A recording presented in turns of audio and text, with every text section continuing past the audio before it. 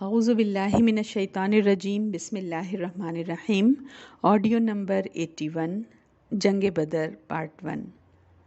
جب قتال کی اجازت نازل ہوئی تو نبی اکرم صلی اللہ علیہ وسلم نے فوجی طلائع گردی یعنی گشت کا انتظام فرمایا۔ کبھی غزوہ کبھی سریہ روانہ فرماتے تاکہ دشمن کی نقل و حرکت کا پتہ چلتا رہے اور مدینہ اور اس کے چاروں طرف کو محفوظ رکھا جا سکے،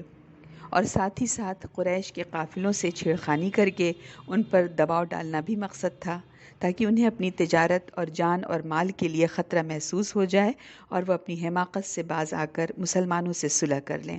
اور مسلمانوں کو اسلام پھیلانے اور اسلام پر عمل کرنے کے لیے آزاد چھوڑ دیں۔ اور ساتھ ہی ساتھ نبی اکرم صلی اللہ علیہ وسلم نے مدینہ کے قریب قریب کے جو علاقے تھے ان سارے لوگوں سے، ان سارے قبائل سے دوستی کر لی اور ان سے ان کے خلاف جنگ میں حصہ نہ لینے کا ایگریمنٹ بھی کر لیا۔ یہ ساری تدبیریں اور حکمت عملی پر آپ صلی اللہ علیہ وسلم کام کر رہے تھے۔ اسی سلسلے میں آپ صلی اللہ علیہ وسلم اپنے کوئی 150 صحابہ یا 250 صحابہ کے ساتھ مدینہ کے باہر ایک جگہ ہے ذوالعشیرہ، وہاں تک گئے، کیونکہ نبی اکرم صلی اللہ علیہ وسلم کو خبر ملی تھی کہ قریش کا ایک قافلہ یہاں سے گزرنے والا ہے اور شام کی طرف جا رہا ہے۔ لیکن نبی اکرم صلی اللہ علیہ وسلم اور آپ کے اصحاب کے وہاں پہنچنے سے پہلے ہی یہ قافلہ وہاں سے نکل چکا تھا۔ نبی اکرم صلی اللہ علیہ وسلم نے وہاں کے کچھ قبیلوں سے پھر حلیفانہ ایگریمنٹ کیا اور واپس مدینہ آ گئے، لیکن نبی اکرم صلی اللہ علیہ وسلم اس کی طاق میں تھے کہ یہ قافلہ واپس یہیں سے ہوگا۔ اس کی خبر لانے کے لیے نبی اکرم صلی اللہ علیہ وسلم نے شام کے مقام تک 2 آدمیوں کو بھیجا۔ انہوں نے جیسے ہی معلومات لے لی کہ اب یہ قافلہ واپس ہو رہا ہے، فوراً ہی انہوں نے نبی اکرم صلی اللہ علیہ وسلم کو اطلاع بھیج دی۔ خبر ملتے ہی نبی اکرم صلی اللہ علیہ وسلم نے صحابہ کو نکلنے کی دعوت دی، لیکن نکلنا ضروری نہیں قرار دیا۔ چنانچہ اس دعوت پر 313 یا 314 یا 317 آدمیوں نے لبیک کہا، جس میں 82 یا 83 یا 86 مہاجرین تھے جو ہجرت کر کے گئے تھے مدینہ مکہ سے، اور جو وہاں کے جو لوکلز تھے، جو انصار تھے، وہ 231 کے قریب تھے۔ انہوں نے مکمل تیاری بھی نہیں کی تھی، سواری میں بھی صرف 2 گھوڑے اور 70 اونٹ تھے۔ مدینے کا انتظام نبی اکرم صلی اللہ علیہ وسلم نے پہل تو ابن ام مکتوم رضی اللہ عنہ کے حوالے کیا، لیکن تھوڑا آگے جا کر ایک صحابی تھے ابو لبابہ رضی اللہ عنہ، ان کے سپرد کیا اور ان کو واپس مدینہ بھیج دیا۔ پھر نبی اکرم صلی اللہ علیہ وسلم مدینہ سے نکلے تو بدر منزل مقصود تھی۔ یہ مدینہ سے کوئی 155 کلومیٹر کے فاصلے پر ہے۔ 3 طرف سے آنے جانے کا وہاں راستہ ہے، ایک ساؤتھ سے جو جسے دور کا ناکہ کہا جاتا ہے، اور ایک نارتھ سے ہے جو قریب کا ناکہ کہلاتا ہے، اور تیسرا ایسٹ سے، اور اس سے جتنے بھی مدینہ والے لوگ تھے وہ آتے جاتے تھے۔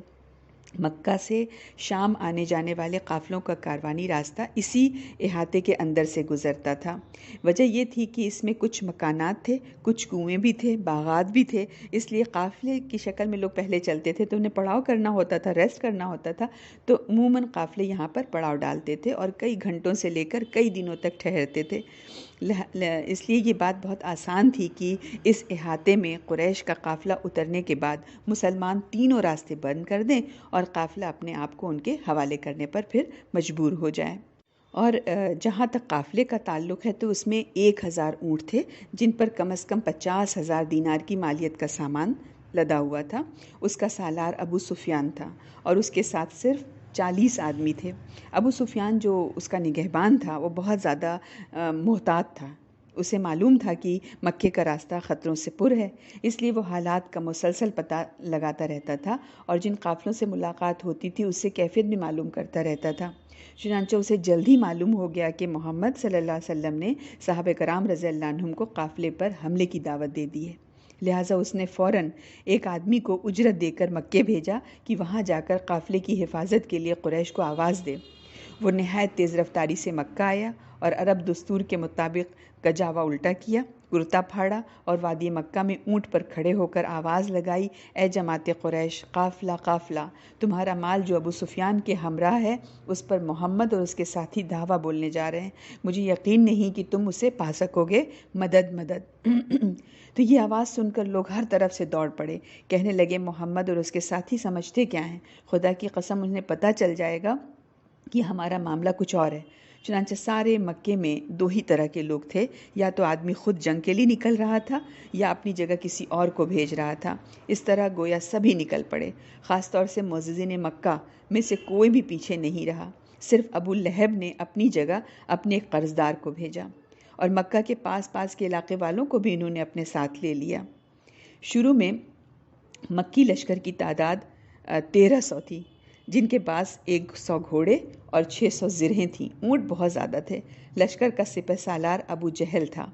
قریش کے 9 معزز آدمی اس کی سیکیورٹی کے لیے تھے۔ ایک دن 9 اور ایک دن 10 اونٹ ذبح کیے جاتے تھے۔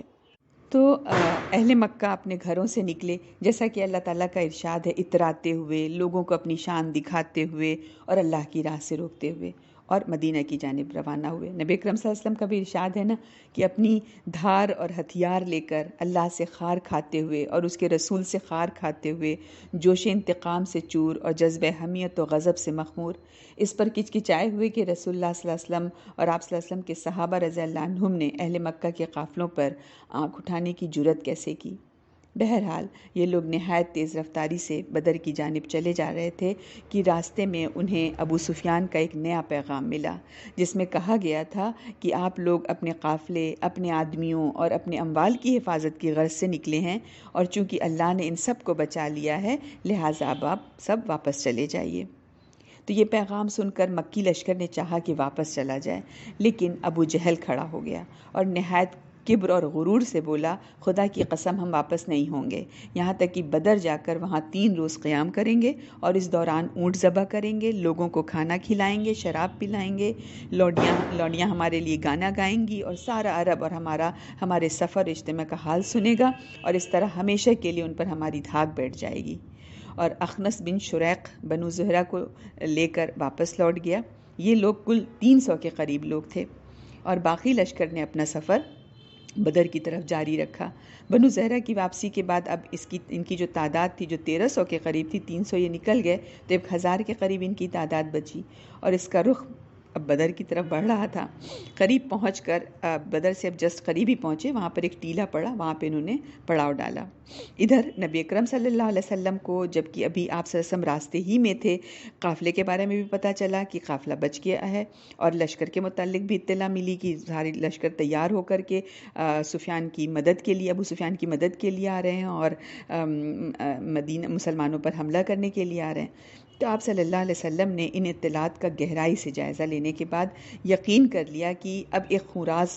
خونریز ٹکراؤ کا وقت آ گیا ہے، اور ایک ایسا اقدام ضروری ہے جو شجاعت اور بہادری اور جرأت اور ہمت پر مبنی ہو، کیونکہ یہ بات تو طے تھی کہ اگر مکی لشکر کو اس علاقے میں یوں ہی دندناتا ہوا پھرنے دیا جاتا تو اس سے قریش کی فوجی ساکھ کو بڑی قوت پہنچ جاتی، اور پھر ان کی دھاک لوگوں کے دلوں میں جڑ پکڑ لیتی، مسلمانوں کی آواز دب کر کمزور ہو جاتی، اور اس کے بعد اسلامی دعوت کو ایک بے روح ڈھانچہ سمجھ کر اس علاقے کا ہر کس و ناکس جو اپنے سینے میں اسلام کے خلاف کینہ اور دشمنی رکھتا تھا شر پر آمادہ ہو جاتا۔